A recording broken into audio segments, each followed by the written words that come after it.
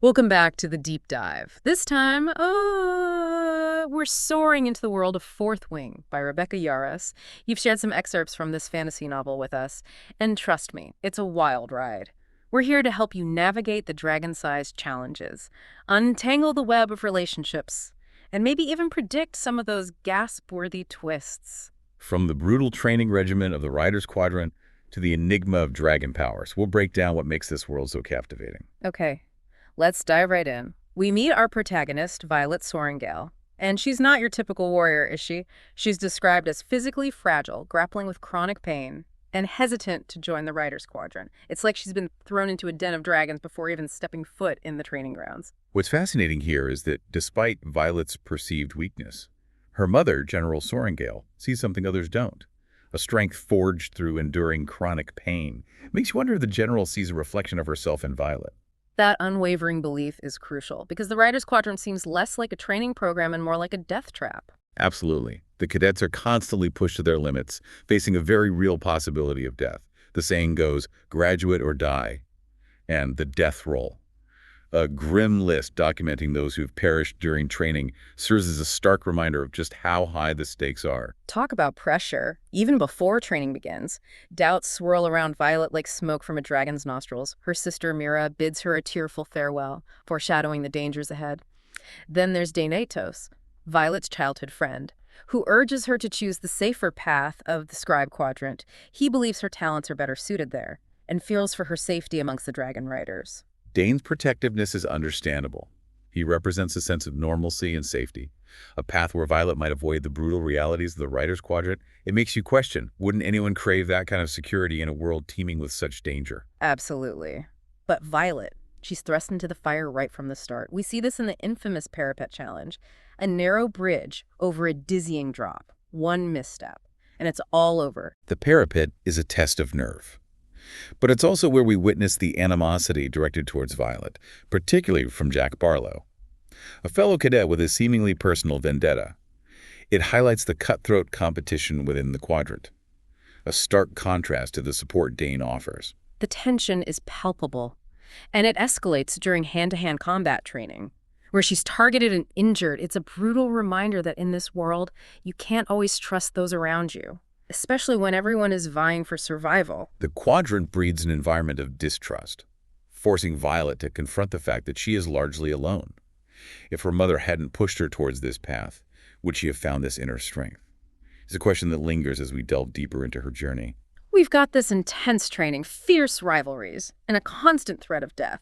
But let's not forget the stars of the show, the dragons. They're more than just fearsome creatures. They're partners, confidants, extensions of the riders themselves. The novel introduces us to various breeds, like the blue daggertail, known for its lethal tail spikes, and the red scorpion tail, equally formidable. Each dragon possesses unique characteristics that influence its rider's abilities and fighting styles. The bond between a dragon and rider is sacred. And we see glimpses of this in the excerpts you've shared. And then there's the concept of channeling, where dragons can transfer their power to their riders. It sounds almost like a dance, this intertwining of power and will between dragon and rider.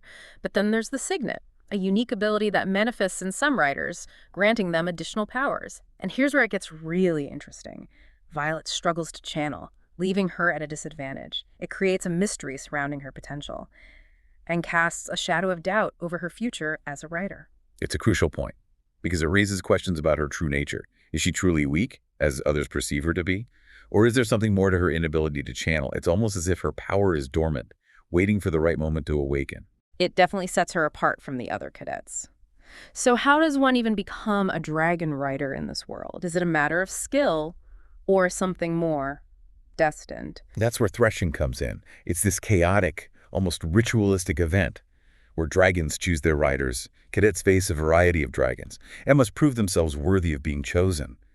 Imagine the pressure, standing before these magnificent creatures, hoping to be deemed worthy. It sounds intense, almost like a trial by fire, wouldn't you say? Absolutely. And remember how Violet is seen as the underdog? Well, threshing throws everyone a curveball.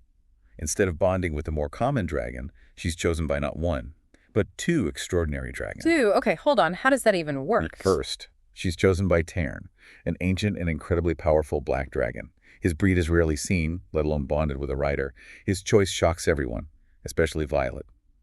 And to add to the intrigue, a rare golden feathertail dragon named Andarna also bonds with Violet. Talk about defying expectations.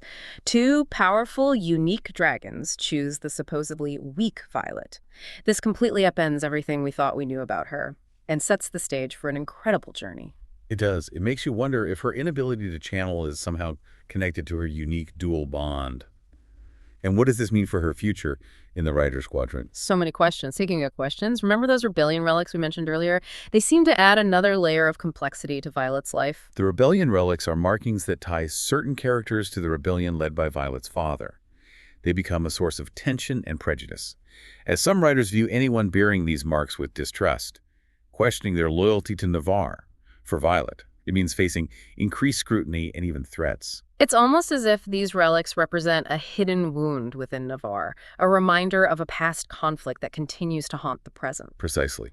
And the fact that some characters, including Xaden, bear these relics while occupying positions of power hints at a deeper, more intricate web of loyalties and motivations. Okay, so we have intense training, rivalries, these mysterious dragon powers, and the lingering shadow of the rebellion. What happens next in Violet's journey? Well, after threshing, the cadets face the War Games, a series of intense exercises meant to prepare them for real-world combat. Think of it as a final exam with life-or-death consequences, and as we know, not everyone survives. The War Games sound absolutely brutal. It's like they're being thrown into a meat grinder with no guarantee of coming out the other side. They're designed to push cadets to their absolute limits, simulating real battle scenarios, aerial combat, strategic challenges, the works. This is where we really see Violet's character evolve. She's forced to confront her fears, push past her physical limitations, and learn to rely on her instincts and that extraordinary bond she shares with her dragons. It's like she's finally finding her footing, learning to navigate this treacherous world. But it sounds like her biggest challenge isn't the training itself, but the people around her. That's a keen observation. The quadrant breeds competition, suspicion, and a constant need to prove oneself. Remember how Jack Barlow seemed to have it out for Violet from the start? It makes you wonder if there's more to his animosity than just rivalry. It definitely feels personal, almost like he's trying to sabotage her at every turn. But let's talk about a more intriguing character. Xaden Rierson, the wing leader of the Fourth Wing. He's described as formidable and enigmatic, and there are hints of a complicated relationship developing between him and Violet. Aiden, he's a complex character. Shrouded in mystery, he's strong, skilled, and seems to possess a depth of knowledge that goes beyond his years. But he also keeps his cards close to his chest, and you find yourself constantly questioning his motives. Their interactions crackle with tension, almost like there's an unspoken attraction simmering beneath the surface, but it's complicated, isn't it? Definitely. There's a power dynamic at play given his position as wing leader, and the fact that he bears a rebellion relic, just like Violet, raises questions about his loyalties and past actions. Remember, these relics signify a connection to the rebellion led by Violet's father, and some view them with suspicion. It's as if Xaden is walking a tightrope between his past and his present, and Violet is caught in the middle. It's a tangled web, for sure. And then we have Dane, Violet's childhood friend, who represents a stark contrast to Xaden. He's loyal, protective, and clearly cares deeply for Violet. He wants to shield her from the dangers of the Quadrant. But could his protectiveness be holding her back from reaching her full potential? That's the dilemma, isn't it? Dane represents stability and familiarity, a life where Violet could choose comfort over the perils of being a dragon rider, but his desire to protect her might also be limiting her growth. It's a reminder that sometimes the people who care about us the most can unintentionally hold us back from pursuing our true calling. It's a classic struggle between safety and ambition, comfort in the pursuit of something greater. But speaking of ambition, let's talk about the dragons. They're not just majestic creatures. They play a crucial role in shaping the characters in the plot. We know Violet forms a unique bond with not one, but two dragons, Tairn and Andarna. The dragons are more than just mounts. They're partners, confidants, and sources of immense power. The bond between a dragon and rider is sacred, a fusion of will and instinct. And in Violet's case, her connection to Tairn, this ancient and incredibly powerful black dragon, speaks volumes about her hidden potential.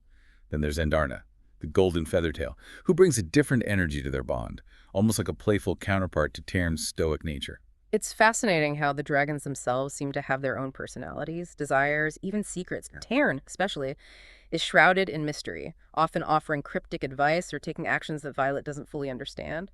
It makes you wonder if the dragons are truly choosing their riders, or if there's something more, predetermined at play. That's a thought-provoking question. It challenges the notion of free will, suggesting that destiny might have a hand in these bonds. And if that's the case, what does it mean for Violet and her unique dual bond? It's as if she's at the center of a cosmic puzzle, and the pieces are slowly starting to fall into place. And let's not forget the world itself. The excerpts paint a vivid picture of Navarre, a society with a rich history, intricate political systems, and a deep connection to dragons. But there's also a palpable tension, a feeling that things aren't quite as they seem. That's one of the strengths of Yaros's world building.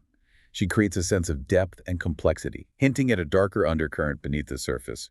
The rebellion, led by Violet's father, has clearly left its mark on Navarian society. There's distrust, prejudice, and a sense of unease that permeates the narrative. The rebellion relics serve as constant reminders of this tumultuous past.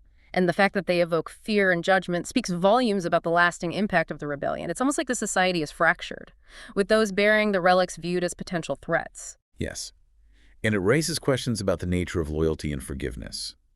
Can a society truly heal from such a divisive conflict? Or will the wounds of the past continue to fester? And what role will Violet, the daughter of the rebellion leader, play in shaping the future of Navarre? And then there's that bombshell revelation about the Venin, this monstrous threat that has been deliberately concealed from the cadets. It's like they're being trained for a war they don't even know exists. This secrecy is a game changer. It makes you question the motives of those in power, who clearly have their own agenda. What are they hiding, and why? And how will the cadets react when they discover the truth? It's almost like a betrayal, a violation of trust, and it makes you wonder, if they're willing to lie about something this significant, what else are they keeping secret? It's a chilling thought, and it casts a shadow over everything we thought we knew about the Riders Quadrant. And let's not forget Kai Zayden's involvement in supplying weapons to the enemy, who are fighting the Venin. His actions are morally ambiguous, but they hint at a deeper understanding of the threat and a willingness to take extreme measures to combat it. It's a reminder that sometimes the lines between right and wrong become blurred, especially in times of war. It's a world of gray areas, for sure. But in the midst of all this chaos and deception, Violet starts to tap into her true potential. We see glimpses of her signet power emerging, and it's electrifying, to say the least. In a pivotal moment, fueled by desperation to protect her friends, Violet unintentionally unleashes her signet power, and it's revealed to be lightning. This display of raw power sends shockwaves through the quadrant, forcing everyone to reevaluate their perception of her. Lightning. That's not just powerful, it's symbolic. Lightning is often associated with sudden change, a force of nature that can both create and destroy. It makes you wonder if this power is a reflection of Violet's own inner turmoil, her struggle to break free from the constraints that have held her back for so long. It's a powerful metaphor, and it speaks to the transformation she's undergoing. She's no longer the fragile, hesitant girl who entered the quadrant. She's becoming a force to be reckoned with, and her lightning power is a physical manifestation of that inner strength. It's almost like she's being reborn, forged in the fires of adversity. But her power comes at a price, doesn't it? Yes. There's a cost to wielding such immense power. We see this in the physical pain Violet endures, which seems to intensify as her abilities grow. It's as if her body is struggling to contain the raw energy that courses through her. You see, the pain isn't just physical for Violet. It's tied to her anxieties and the struggle to control her powers. It's almost like a metaphor for the sacrifices demanded to wield such immense power. And speaking of sacrifices, remember that heart-wrenching scene where Violet bids farewell to Mira? The farewell between you and Mira, it's heartbreaking. It shows that even in a world of dragons, those human bonds are what fuel the character's choices and sacrifices. It's a reminder that even in this fantastical world, it's the human connections that ground us, that give us something to fight for. And speaking of fighting, the excerpts mention a terrifying encounter with a Venin rider. His corrupted blood, a visible sign of the magic that's twisted him. This scene is chilling, and it raises questions about the nature of power itself. When wielded recklessly or for selfish gain, it can corrupt, twist, and ultimately destroy. It's a cautionary tale, a reminder that even the most noble intentions can lead to unintended consequences. It's a reminder that power is a double-edged sword, and those who wield it must be careful not to become consumed by it. This secrecy around the Venin, it mirrors how real-world governments sometimes handle crises. It makes you question who to trust and how much information is being withheld. And then there's that scene where Violet unleashes her lightning power, destroying the tower and accidentally killing Jack Barlow. It's a moment of both triumph and tragedy, a stark reminder that power can have devastating consequences. That scene is pivotal. It marks a turning point in Violet's journey, a realization that her power is not just a tool for combat, but a force that can take lives.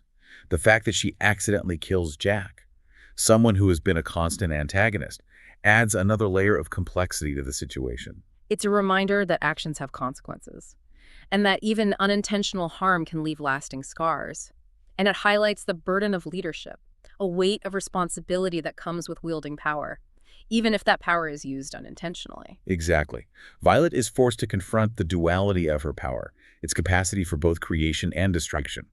And it makes you wonder how this experience will shape her going forward. Will she become more cautious, more hesitant to use her powers, or will she embrace her role as a protector, even if it means making difficult choices? And how will Layden, who's been both a mentor and a source of mystery, guide her through this? It's like she's standing at a crossroads, and the path she chooses will determine not only her own destiny, but perhaps the fate of Navarre itself.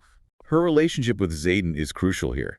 He understands the weight of power, the sacrifices it demands, and the moral complexities that come with it.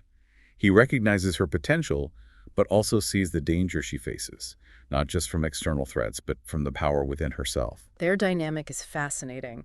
This push and pull between attraction, mistrust, and a shared understanding of the burdens they both carry. And then there's that shocking revelation, the secret that's been kept from Violet about dragon riders and their mates. Yes, the truth about the mates. It's a bombshell that shatters Violet's trust in Xaden and those closest to her. It's a betrayal, a realization that even in a world of magic and wonder, secrets and hidden agendas can exist, even within the most sacred of bonds. The scene where she confronts Aiden about his deception is raw, filled with anger and hurt. You can feel the weight of her betrayal, the sense of disillusionment as she grapples with the realization that even someone she's come to rely on has been keeping secrets from her. It's a turning point in their relationship, a moment of reckoning, where the carefully constructed walls of secrecy crumble, forcing them to confront the raw emotions simmering beneath the surface. And then there's that scene in Violet's room, where everything changes. It's charged with a raw passion, a release of pent-up emotions and desires. It's a culmination of their journey, a recognition of the undeniable attraction that's been building between them, despite the secrets and betrayals. It's a moment of vulnerability, a surrender to the forces that have been drawing them together all along. It's beautifully written, and you can feel the heat between them, the longing, the surrender. But it's not without consequences, is it? Their tryst is interrupted, their intimacy exposed, and the ramifications of their actions are swift and brutal. It's a reminder that even in a world of dragons and magic, societal rules and expectations hold sway, and transgressions are met with swift judgment. The description of the woman's voice, like velvet dragged over a gravel road, is chilling, and it leaves you with a sense of foreboding. It's clear that this encounter will have repercussions, and it makes you wonder, how will Violet and Xaden navigate this new reality? This is where things get even more complicated. They've crossed a line, and there's no going back. They must now deal with the fallout of their actions, the potential scandal, and the impact it will have on their roles within the quadrant. It's a tangled web. Yeah. And the stakes just got even higher. Speaking of high stakes, we're going to jump back into the excerpts now. But before we do, something else I want to mention. It's subtle, but it's woven throughout the story. The role of folklore, of legends and fables, in shaping the characters' understanding of the world. Yes. The power of folklore. It's more than just entertainment. It's a way of preserving history, passing down wisdom, and warning future generations of the dangers that lie ahead. We see this in the excerpts with the mention of the Book of Brennan and the line that says, "Power can quickly turn and control you." It's a warning that echoes throughout the story, reminding us that power, in the wrong hands, can corrupt and destroy. There's also the recurring motif of the Venin, these monstrous creatures that were initially dismissed as mere folklore. But as Violet discovers, these legends hold a kernel of truth, a warning about the dangers of unchecked power and the potential for corruption. It's a brilliant way of weaving folklore into the narrative, showing how these ancient tales often hold a deeper meaning, a reflection of the enduring truths about human nature and the timeless struggles between good and evil. And there's that scene where Violet is in the archives, searching for information about wyverns. She can't find anything. It's as if this knowledge has been suppressed, deemed too dangerous or unsettling. That detail is significant. It suggests that those in power are deliberately controlling the flow of information, shaping the narrative to suit their own agendas. It makes you question, who decides what knowledge is deemed safe or acceptable, and who benefits from keeping certain truths hidden? It's a reminder that knowledge is power, and that those who control information can exert immense influence over others. It's a theme that resonates in our own world, where we're constantly bombarded with information, misinformation, and competing narratives. Absolutely. And it highlights the importance of critical thinking, of questioning everything, and of seeking out multiple perspectives. We can't simply accept what we're told, especially when those in power have a vested interest in maintaining the status quo. So, before we jump back into those excerpts, what stands out to you about Violet's journey so far? What's remarkable about Violet is her transformation. She begins as a reluctant participant, thrust into a world she never wanted. But through the trials and tribulations of the Rider's Quadrant, she discovers an inner strength she never knew she possessed. It's not just about physical prowess. It's about resilience, adaptability, and the courage to challenge expectations. I love that. She's constantly being underestimated, but she proves everyone wrong. It's like watching a butterfly emerge from its chrysalis. Except in this case, the chrysalis is a fiery, dragon-filled gauntlet of death. Exactly. She defies the stereotypes often associated with fantasy heroines. She's not effortlessly powerful or magically gifted from the start. She has to work for it. She has to struggle. And that makes her journey all the more compelling. I think that's why readers connect with her. She feels real, relatable, like someone you could actually imagine yourself having a conversation with. Absolutely. And that's one of the strengths of Yaros's writing. She creates characters that feel authentic, even in this fantastical setting. They have flaws, vulnerabilities, and moments of doubt, which makes their triumphs even more satisfying. So, let's talk about the excerpts you've shared with us, and that impossible choice you're faced with. Stay and fight alongside your friends and risk certain death, or follow Elexaden and General Sorrengail and potentially survive.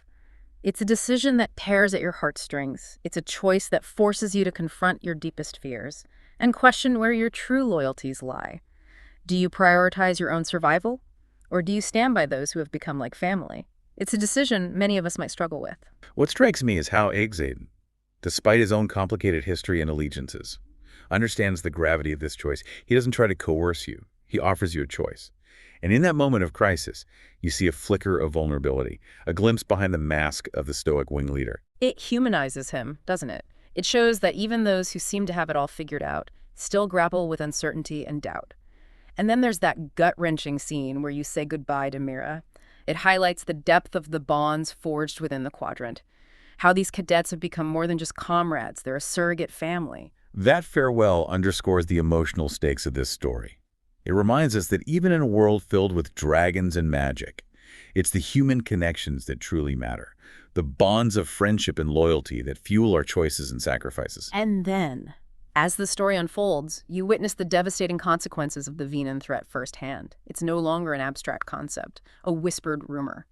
It's a terrifying reality, a force of destruction that threatens to consume everything in its path. The Venan are a force of nature, but they're also a reflection of the corruption that can take root within those who wield magic recklessly. Remember that chilling image of the Venan rider, his blood corrupted by the magic he's channeling. It's a stark reminder that power, when sought for selfish gain, can twist and distort, leaving behind a husk of what once was human. It's like a cautionary tale, a reminder that even in a world where magic exists, there's a price to be paid for wielding such power. And then there's that moment where you confront the Venan head-on, and you discover a terrifying truth about yourself. You unleash your lightning power, not with calculated precision, but with raw, untamed fury. It's a pivotal moment. You destroy the tower, but you also accidentally kill Jack Barlow. It's a victory, but it's a victory tinged with tragedy. It forces you to confront the destructive potential of your power, the weight of taking a life. Even if unintentionally, it makes you question, at what cost does power come? And is it possible to wield such force without becoming consumed by it? And how does Aizen react to this display of power? He's seen your potential, but now he's witnessing the full force of it, the untamed energy that surges within you. He's both awestruck and concerned. He recognizes the significance of your power, its ability to turn the tide of battle, but he also understands the burden you now carry. He sees the emotional toll it takes on you, the struggle to reconcile the destructive force within you with the desire to protect those you care about. It's a complex situation, and it highlights the importance of mentorship, of having someone who can guide you through the challenges of mastering your abilities and navigating the moral complexities of wielding such power. And then there's that bombshell revelation about the connection between dragon riders and their mates. A secret kept hidden. A truth that shatters your trust in Xaden and those you thought you could rely on. It's a betrayal, a violation of trust that cuts deep. It makes you question everything, the nature of the bond between dragon and rider, the motives of those in power, and even the foundation of your relationship with Xaden. The scene where you confront Xaden about this deception is powerful. The raw anger, the hurt, the sense of betrayal, it's all there. In his response, while attempting to explain the complexities of the situation, does little to soothe the wounds inflicted by his deception. It's a reminder that even in a world of dragons and magic, human relationships are messy, complicated things, and sometimes the truth can be more painful than any physical wound. But despite the pain, the anger, the betrayal, there's still a flicker of something between you and Aiden, something that draws you to him, despite your better judgment. That's the power of their connection. It's complex, it's flawed, but it's undeniable. And it leads to that incredibly charged scene in your room, where passion overrides reason and you both surrender to the desires that have been simmering beneath the surface. It's a moment of raw vulnerability, a release of all the pent-up emotions they've been holding back. But it's also a transgression, a violation of the strict rules that govern the dragon riders. And as we know, in this world, actions have consequences. The arrival of that unseen woman, her voice like velvet dragged over a gravel road, throws a bucket of ice water over their passionate encounter. It's a stark reminder that their secret won't stay hidden for long. The stakes have just been raised, and the consequences of their actions are about to unfold. It's a cliffhanger ending that leaves you breathless, desperate to know what happens next. Will their secret be exposed? How will they navigate the fallout? And will their forbidden love survive the trials that lie ahead? The excerpts you've shared offer a tantalizing glimpse into a world of danger, intrigue, and forbidden romance. We've only scratched the surface of this intricate and captivating story. You'll have to dive into the full novel to uncover all the secrets, experience the full scope of the battles, and discover Violet's ultimate destiny. But we're leaving you with one final thought as you continue reading. Consider this. What would you do if forced to choose between love and duty, between loyalty to your friends and the survival of your world? Until next time, happy reading.